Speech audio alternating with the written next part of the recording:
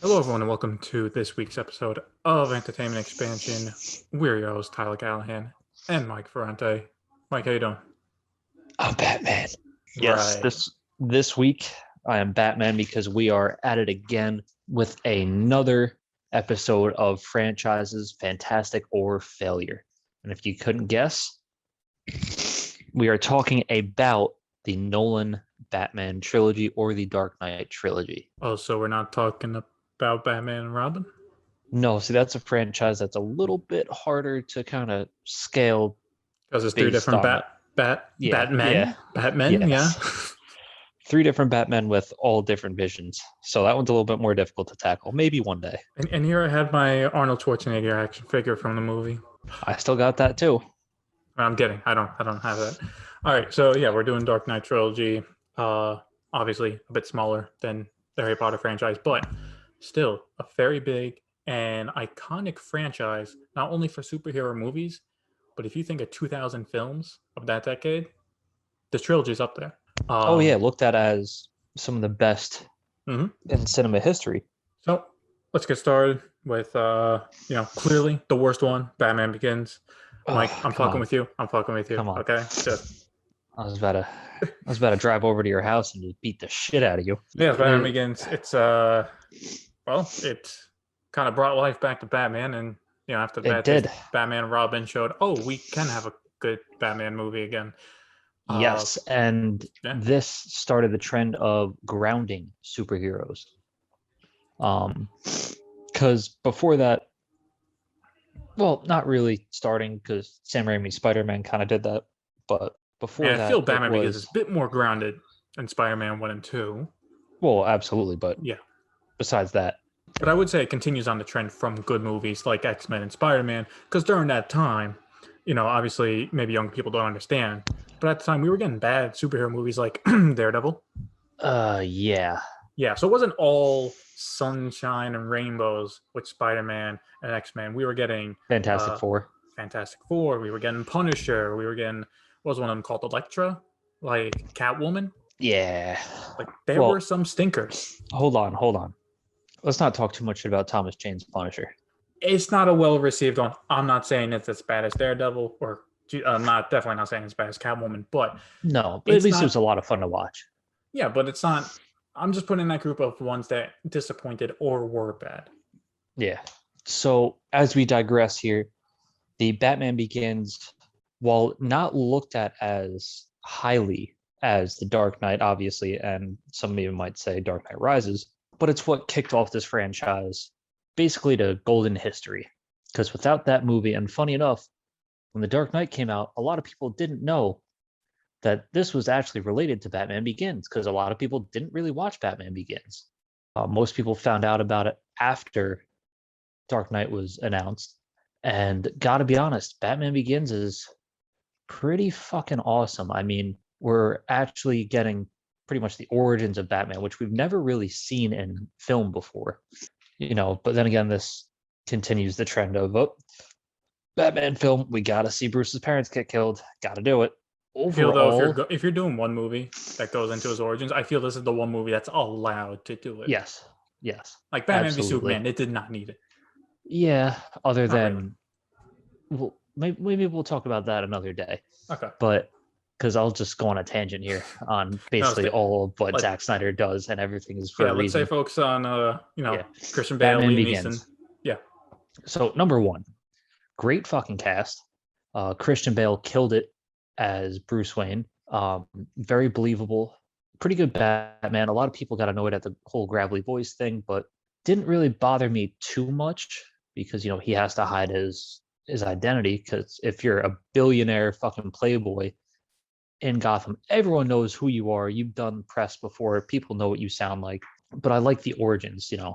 Him basically turning to a life of petty crime to further understand criminals and basically fight them on the inside to where he gets recruited by the League of Shadows, led by Liam Neeson, one man you do not want to fuck with, the man who single-handedly is responsible for the destruction of the Jedi Order. But yeah, great performance with that. Him taking the teachings of the League of Shadows to his life as Batman.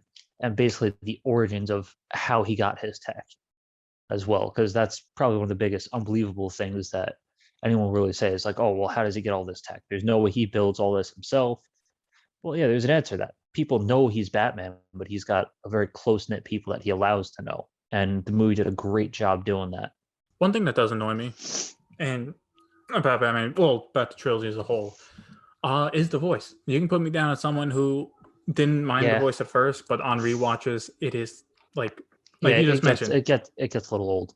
Some of the tech is unbelievable, but like, you know, the bat chopper, the bike, the tank, you couldn't do a voice changer, really? Voice modular? Batman v Well, Superman had one. they did, but Snyder did it. Yeah, Snyder did it, but you're telling me like, I feel like if we're doing all these vehicles and the basically like the sonar tech of Dark Knight that they use, I don't feel it's out of the question he could have a voice changer. I really don't. This is true, but you got to be careful with voice changers because then it can go into the realm of Scream 3. We don't want that. True, just Too dated of a reference. No. I mean, you're not wrong. It's just, that is honestly, these movies do hold up overall. Oh, absolutely. But I mean, in great hindsight, watch. this is something that could have been improved on.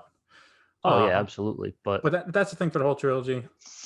I do agree with you. I think the origin story, like a proper origin story, not just 5 or 10 minutes setup and then he's Batman. Like, was it the first third is the parents dying, he's a kid, the League of Shadows training. Like, there's been a decent amount and of then time. gearing up to be Batman, even when he doesn't have all the tech yet, which was pretty awesome. And one thing I will give Nolan credit for, he definitely did his research. Because if you read the Batman Year One graphic novel or seen the animated film, which is basically panel by panel, that graphic novel, I recommend watching that as well. He grabbed a lot of stuff from that movie and it paid off. So I got to give him props for that. He stayed pretty truthful to Year One as far as the origins goes, like him starting to be Batman, not really fully having the gear all set up yet. But overall, it's a good movie. I like it better than Dark Knight Rises. That's for damn sure. Yeah. And just to prove your point about how you mentioned a lot of people didn't know this movie was the first one, right when Dark Knight blew up. Quick box office numbers, just off the top of my head. I think Batman Begins did 350 to 400 million worldwide when it came out. Dark Knight did just over $1 billion. Yeah, I mean, But granted, there's other reasons why Dark Knight went that high too, because it was basically one of the last performances of Heath Ledger. He died right before the release of the movie, so that had a lot to do with it. But that also doesn't negate his amazing performance. No, I do think it's a bit of both, but yeah, just pointing out like there is facts behind what you mentioned. Yeah. This is not really a knock on the movie, but personally, I would have liked to see more Liam Neeson in the trilogy. Yeah. Like, I know how he died, but I'm like, the Lazarus Pit, and I'm like, I feel Dark Knight Rises, he could have came back. He could have, but once again, we're in the grounded universe. Like, this is basically a universe where there's really no magic. There's nothing crazy like that. And I mean, the craziest thing is what Scarecrow's toxin, which is a neurological gas. Yeah. Which is very realistic because our government has used things just like that. So that is 100% realistic. Now, all of a sudden, if you throw Ra's al Ghul into a pit that'll resurrect him, that's a little. You're pushing it. My knowledge about Ra's al Ghul is like, just he put in a really great performance. And he did. Liam Neeson not sticking around in franchises, Star Wars, just that's just a general. He plays a great role and then just he disappears. Yep, never to be seen again. It's a shame. But no, I think for a first movie, this is a solid. Like, this builds, because take away the acting and all that, this lays the groundwork for the next two movies. Absolutely, and it's as strong of a first movie as you could ever ask for, in my opinion. Yeah, because they also, do we see a little bit of... You don't see the Joker at the end, but you see the introduction to him. Yeah, no, I was thinking more of the mob bosses. Were they really... in Uh, Batman Begins? Because I know they're obviously a focal only point of Dark Knight. only Falcone was Okay. in the Oh takedown yeah, of yeah. him. Oh, anyway, Um, let's move on to the, I guess you could say, the main attraction of this trilogy, and that is the Dark yes, Knight. the critically acclaimed Dark Knight. It is everything you want to see in a Batman movie, and some. Tyler, I'll let you kick this one off. Okay. Well, it is considered one of the greatest superhero movies of all time. It still is, for good reason. Yes. Uh, but I'm going to think outside the box as to why. Because look, you don't need to listen for the next 5-10 minutes talking about how great Heath Ledger's performance was as Joker.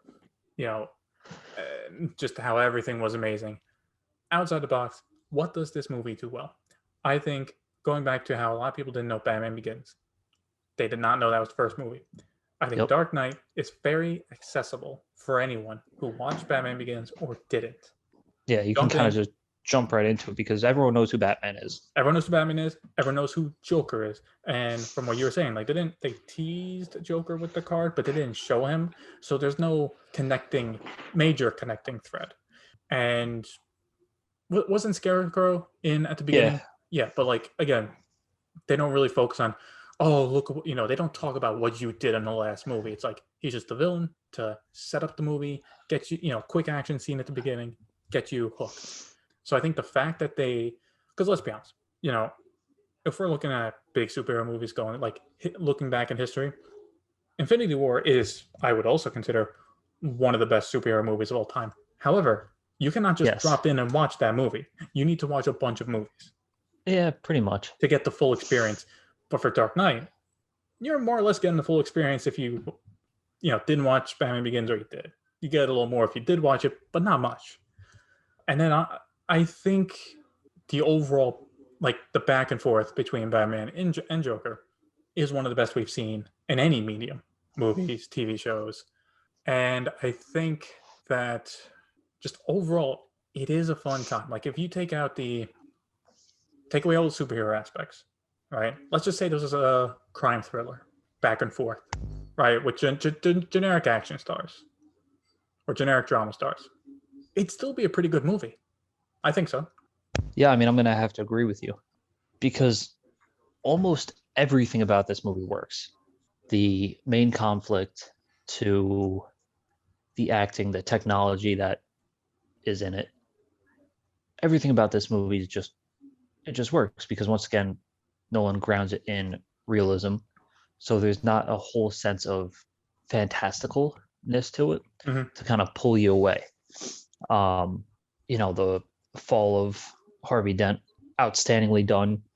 He's introduced to us right from the beginning as this clean cut guy, but in that court scene, you see him make that switch. Like when the guy pulls a gun on him and he immediately reacts and punches him in the face and disarms him. So they pretty much tell you he's quick to use violence. And they further seed his kind of two-face fall or rise, whatever you want to call it. Well, actually, no, again, it's more like a fall. But so they kind of spoon feed it to you, but not blatantly to treat you like you're stupid, like a little teasing, Yeah. if you will. But yeah, I know you said we don't really want to talk too much about Heath Ledger's performance, but we kind of have to Okay. because this was a completely different take on the Joker that no one was ready for. No one wanted to see Heath Ledger in this role to begin with, because this was shortly after Brokeback Mountain. So a lot of people were quick to make the jokes. Oh, what's he gonna try and sleep with Batman? Which the Joker might actually try to do. You don't know. He's pretty obsessed with him, and they complete each other. So why not, right? So a lot of people weren't really for him in the role right from the beginning, but he gave us the most terrifying performance of a movie villain that I think we have ever seen. Name one other movie villain that is that mesmerizing and terrifying throughout the entire film. Off the top of my head, I can't think of a single one. No.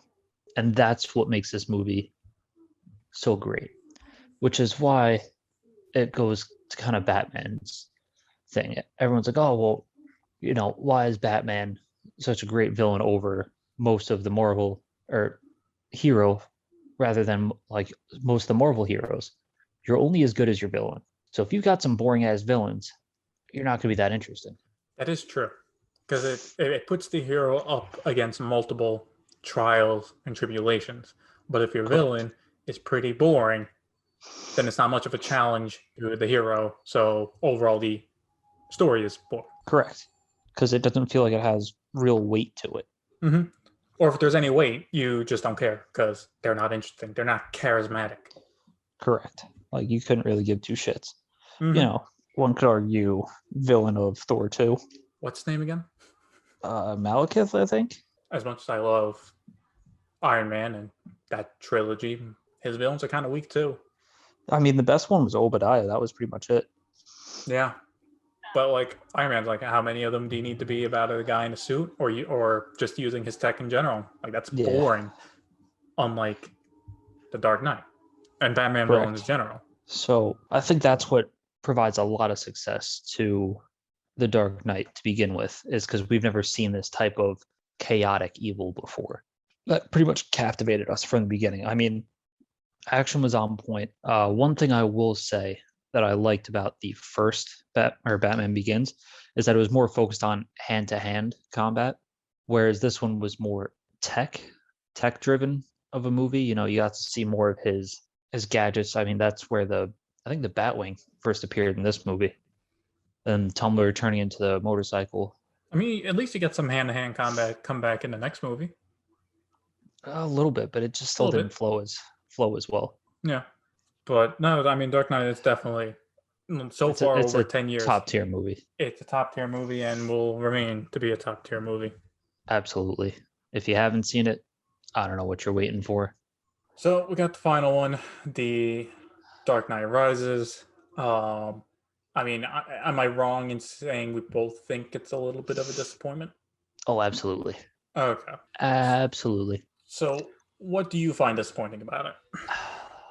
Some of the acting is real bad in it, for one. I think, You mean like that death scene at the end where she goes, yeah, and just dies. Like, fuck you. Nolan, we can't get a second cut of this? Like, you're a professional actress and that's how you do it? You got paid how much money to do that? I can do that.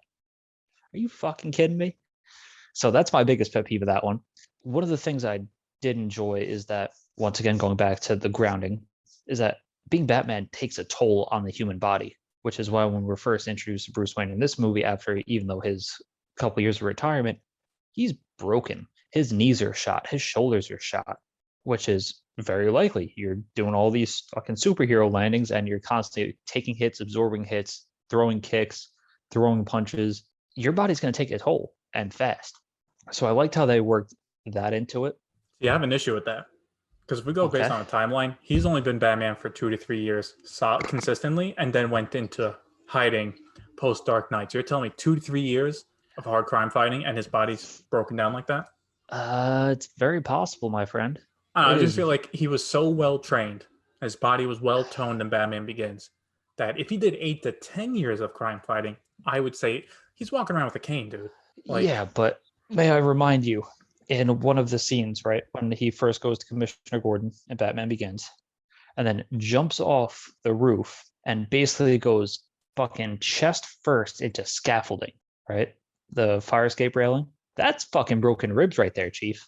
okay, okay. I just feel like if Nolan wanted to sell the broken down Bruce, I feel like he should have conveyed the timeline better, or give a reason as to why his body was decaying like that fast.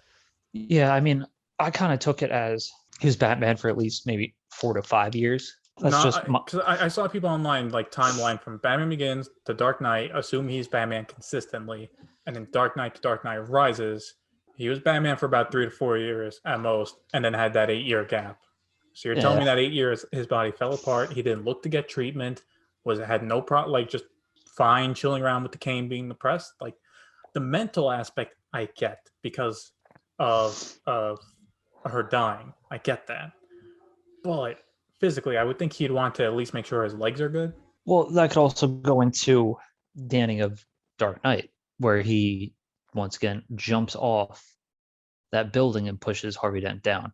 If he landed on one of his legs first, uh, even if like the semi gliding of that cape, but anyone, even like parachuters, if you pull your chute too early, you're still absorbing a whole lot of fucking impact on your knees. And it was specifically one leg that was damaged more than others, or the other. So I'm assuming that was the one that he most likely that took the shock of the fall. Okay. That's my only argument for that. But getting back to the movie as a whole, the throwing Robin into it, you can go fuck yourself. You could have just been a cop. I don't give a shit. Shit. That was You just gotta so tell me. cheesy. It was like, oh, it's like I like your real name, Robin. Fuck no. you. Hold on. This is how I imagine Nolan came up with it. He's just like finished writing the script. He passes out, working too hard. He wakes up 2 a.m. in the morning. Shit, I didn't do Robin in this trilogy. What do I do? And then that's his answer. You know what I would have respected more? That If she Bane said, was "Oh, Robin. no, I like you. I like your real name, Terry McGinnis." Ooh, I that would would have have been been okay with nice. that. I would have Yeah, been okay with that. because also that sounds like, besides the fact that it's an actual character, that sounds like a legit name. Then who the fuck named their kid Kid Robin? Robin. Yeah. Well, Tyler, you know who Terry McGinnis is. Well, yes, from Batman Beyond. But I'm saying it's like Correct. that. Even just take away Batman Beyond. That sounds like a legit name that people can buy. If we're just looking at this, take away all comic book shit. Who names their kid Robin? Yeah. Who? And it would have been a nice nod to Batman Beyond. It would have even though And they would wouldn't. have made sense because he was Mhm. supposed to continue the universe, the next Batman. Yeah, if they wanted to do a fourth movie, but with him as the Batman, boom, it's like a Yep. half hybrid Batman Beyond movie. There you go. Yep. There you go. But nope, gotta do Robin. Also, who's going to help him run that cave? He doesn't know how to use any of that shit. Nope, he definitely doesn't. He definitely can't Michael fight for shit Caine's either. fucked off to Italy. No. Yeah, but maybe that's the reason why we never got another one. But yeah, it was just kind of a forgettable movie. I mean, despite Tom Hardy's amazing performance, because a lot of people once again didn't think he could pull it off. That dude got jacked for that movie. Yes, he did. And a lot of people are like, oh, he's too small. He's too small. He'll never be big enough to be Bane. You think he's going to be able to pick up Christian Bale? It's like, yeah, Christian Bale is taller than Tom Hardy. But to anyone that said Tom Hardy could never get big enough, go fucking watch Bronson. He was fucking yoked up in that movie. And he only did a prison workout. So it was mostly push ups, sit ups, handstand push ups, shit like that. And he got fucking huge. Now, once again, it's all in the traps. It's all in the traps. You got some big ass fucking traps, you're gonna look jacked. And Tom Hardy, he's got some fucking whales as traps. You can tell in the movie Warrior, you can tell in Bane, Diesel.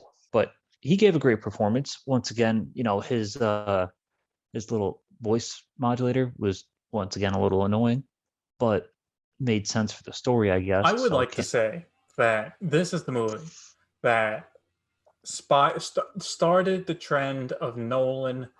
Either he has bad hearing and he doesn't know what good sound audio is or sound mixing, or this has started his long con of fucking with the audience with the sound audio. It's possible. I mean, I'm not gonna lie to you. Before Dark Knight Rises came out, me and my brother saw, I think it was Mission Impossible. I was just gonna say I saw it as well. Yeah, Ghost Protocol and IMAX, so you could see the first scene of Dark Knight Rises. I heard every third word. Dude, that original Bane talking, you didn't understand a single fucking thing that motherfucker said. Even just focusing, I only heard every other third word to what he was saying. It was pretty bad. So I'm glad the final product, not much better. It was better, but not much better. Not much. And then we got Tenet was really bad with the audio and IMAX, which is funny because he loves the format, but then the mixing is shit. But that's just a gripe I have Nolan wise. Movie wise for me, my biggest disappointment in this movie, and it's part from the marketing, because you have to think at the time 2012 we're coming out of the recession, right? You had Occupy Wall Street, and at least for Catwoman's part and Bane and riling up support in Gotham, I liked what was being sold in the trailers of, oh, this is like kind of their style of Occupy Wall Street, which kind of makes sense because Bruce Wayne is the billionaire of the city, right? He has too much wealth. So I was like, oh, damn, this is going to go really deep. and they focus more on him being in prison halfway across the world than how Gotham handled being taken over by Bane. So thematically, it was a bit of a disappointment for me. Yeah, funny enough, you mentioned the Lazarus Pit, right? Mm-hmm. That's what that prison was called. That was called the Lazarus Pit. I thought it was just called the Pit. Is it actually called the Lazarus Pit? Yep. Jesus Christ. Yep. I So he mean, threw it in there, just so not so the way everyone thought shit. it Even was. a cameo of like just seeing Liam Neeson in the background, like in the prison clothes. I don't say anything because you don't want to confirm he's alive or not. But that would have been nice to fuck with Bruce. Well, it also made sense because there are many forms of immortality, which is what he said. So once again, I didn't mind that per se, but overall the movie just kind of fell flat. Wasn't really all that interesting. I mean, all right, let's give it some positives though. The first fight against Bane was amazing. Oh yeah, absolutely. I think, you know, obviously we have issues with Nolan and his sound mixing. I think no music, no track, just you just hear the sound of the beatdown. I think it was great, and it echoing off the walls. I think this movie is where Gary Oldman really shines as Gordon, Yeah. especially toward the end, because he's been around in the trilogy. He does a good performance. But I think here toward the end, when he's rallying the cops and he's coming up with a plan to help take back the city, I think that was kind of when he shined. But Also, then again, we're talking about Gary Oldman. When have we ever gotten a fucking phoned in performance from him? I know, but I feel like Never. we're wrapping up this episode now. We haven't talked about his performance at all as Gordon. We got to give him a True. shout out. It's true. Also, Michael Caine, that conversation where Michael Caine leaves and he's tearing up. That shit's heartbreaking. Yeah, but that was kind of an annoying thing for me. Do you feel like he should have told him earlier? I feel like Do you feel he shouldn't have allowed him to wallow in pain for 8 years? I feel like that was more of just this will speed up the plot. Because you didn't want to say anything when he was going against the fucking Joker who was videotaping killing people. Well, it just happened. It happened during the Joker thing. So I get him not telling then. But all of a sudden, it's Bane. No, this guy sounds a little too crazy. Nope. Well, I guess the idea, because like, all right, yeah, it's sad that Master Wayne is depressed in his mansion, but now I think the reasoning is at least he was in the mansion, he can keep an eye on him. Now he's going to actively run out as Batman again, and get his ass killed because he sees how Bane is and how ferocious he is. So which I still think it's a dick move that he knew that for 8 years and did not say a word, because at least then in that 8 years, Bruce could have healed and maybe willingly become Batman again. Not, there's a terror in the city. I need to go out with my busted knee. Yeah, and not tell him about the letter at all. That's what I'm saying. He should have told the letter, like maybe 6 months to a year post Joker, give him time to process. Why even burn the fucking letter? I mean, yeah, you could give it to him as proof. Be like, hey, I know this guy's feeling really hurt. Rachel said that once he leaves Batman, she was going to be with him. And then he goes, what's that? Oh, nothing. And he goes and burns the fucking letter. Why don't you be like, hey, man, I know you're hurting right now, but this will actually make you feel a lot better. She was not going to leave Harvey Dent.